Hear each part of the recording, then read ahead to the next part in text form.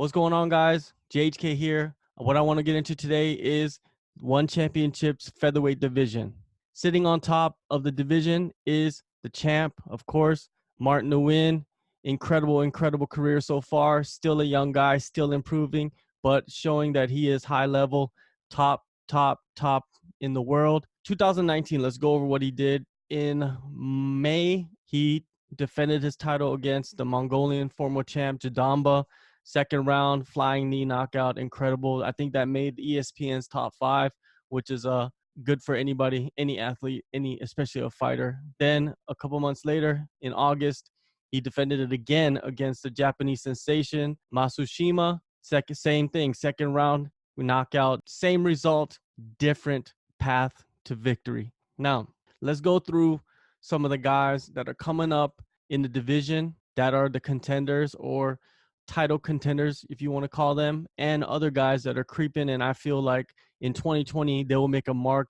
And by the end of the year, most likely will be in talks or in consideration for a title shot. And even the veterans that are still around that are able to go through and make a name for themselves. Never count out the veterans. The first name on the list, of course, undoubtedly, is Christian Lee. The reason why is Christian Lee, after he left the featherweight division, after Martin beat him twice in the featherweight division, he left, he went up to lightweight and captured the lightweight title and stepped in on a week's notice and defeated Doggy and became the Grand Prix champion all in a span of 5 months, which is incredible.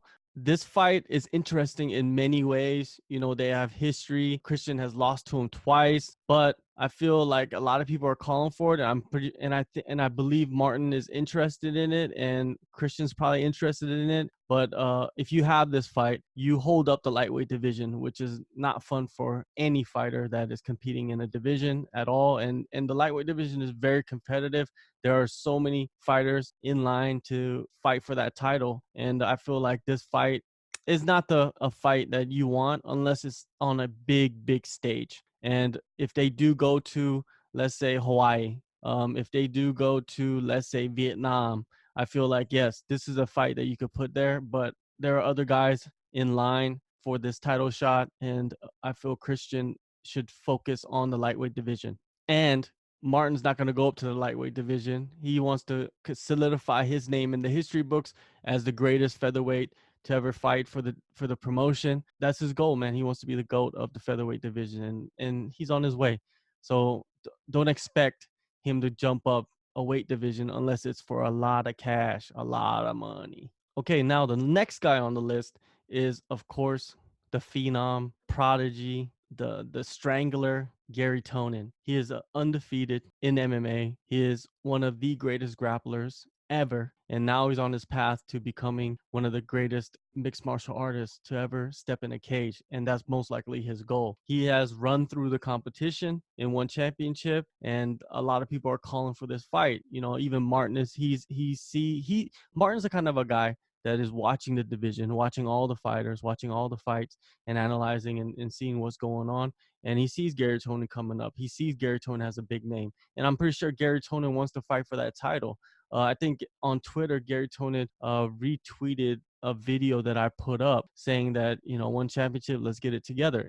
And I don't see nothing wrong with that. You know what I mean? Because it's not like they have lots of title contenders in the featherweight division. There's still guys that need to build themselves up and create a name for themselves and get on winning streaks. And Garry, he's on a winning streak, 5 in a row for one championship. He's undefeated for the company. I don't feel like any other featherweight has won 5 straight in the division. So he sounds like a logical pick. It all depends on the timing and location.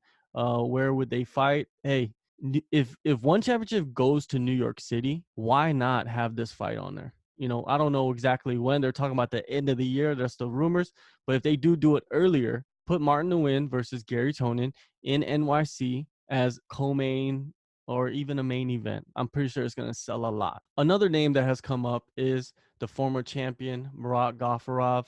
He has traded wins and losses since losing the title to Martin. Martin is very keen on getting the trilogy matchup if none of the other fights pan out. And, you know, I like this idea. I like that they have this history. History in between two fighters is always good for the build up and for just interest, like just interested to see like how much they have evolved since the first fight, since the second fight. What type of fighter can they enter the cage as and execute, on the game plan, and maybe see some changes in what they can do. That's what interests me about this fight. Looking at his record though, he lost to Matsushima, right, which Martin beat, doing some MMA math, but he's 2-1 or in his last 3 since losing the title. So yeah, I think if he wins one more fight, why not, man? Why not put him against Martin? Put that trilogy out there anywhere. It doesn't matter where they go. I'm pretty sure Manila would like that. All right, now putting them aside, the top 3 names or contenders in the division, you got a very important fight coming up in Bangkok on January 10th or 11th. You got Tan Lee versus Rogo Takahashi. Okay, these are legit prospects. Tan Lee, of course, TUF, LFA, a legit striker, came in last year, signed with the promotion, came in, incredible knockout wins, just performed so much better than he has in the last couple of years.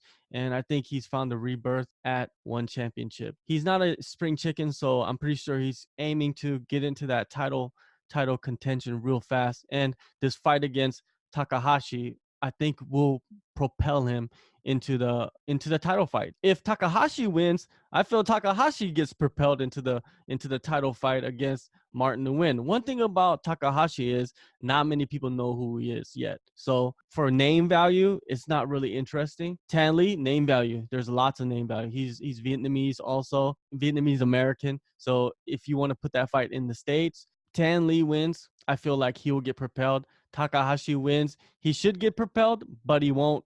He'll probably have to end up winning 1 or 2 more fights just to get a little bit more name value. I feel like if Takahashi wins and then they put him against like Marat Gafurov and beats Marat, then he could get a title shot. But Takahashi is one of those guys that is a name that you need to keep your eye on and watch that fight in Bangkok on January 10th and see how they perform against each other. It's going to be a grueling fight, and most likely we'll see a highlight finish. If not, it'll be dominant on one side or the other. Okay, now to the prospects in the featherweight division. There's a few prospects that I want everybody to keep an eye on. The first prospect is Troy Worthen. He's an American wrestler, undefeated, 5-0.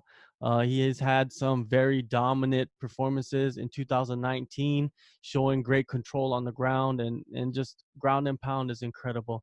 He trains out there at Evolve MMA, and I'm pretty sure with that connection, they will push him to a contender status if he keeps winning. And I see big things happening with Troy, so keep an eye out on Troy. Another guy that recently made his debut for one championship, that has been around for a little bit, but has incredible knockout power and a very skilled boxer with very good defensive wrestling, is Kim Jae-wooong. He is a former TFC featherweight champion. That's in Korea. He's a South Korean. He trains with Extreme Combat. He's been with them for a long time. They've had fighters like former UFC featherweight Cho Sung-bin, and right now current one championship bantamweight Pretty Boy Kwon Won-il. Keep an eye out on Kwon Won-il too. He has incredible power. Those guys at that gym, for some reason they have knockout power. Everybody does. Last but not least, I wanted to get into some of the veterans that are still sticking around, that still have a chance to get into that title contention and do some things in the division, and maybe even go against some of those prospects that I mentioned earlier. You got Tetsuya Yamada. He's 26-7-2. He is a problem for a lot of fighters. I know that he lost his last fight versus Marat, but he could always come back. He is a guy that's always working, and I see him, against like a Troy Worthen. Why not put that fight together? A contender versus a serious veteran. And another guy that I'm rooting for a lot. The reason why I'm rooting for him is not because, like I favor him or anything like that, is because he broke his leg in his last fight. And that's Keanu Suba. Before he broke his leg, he was rising through the ranks. And that injury, like anybody with that injury that's coming back, I feel like you have to root for them.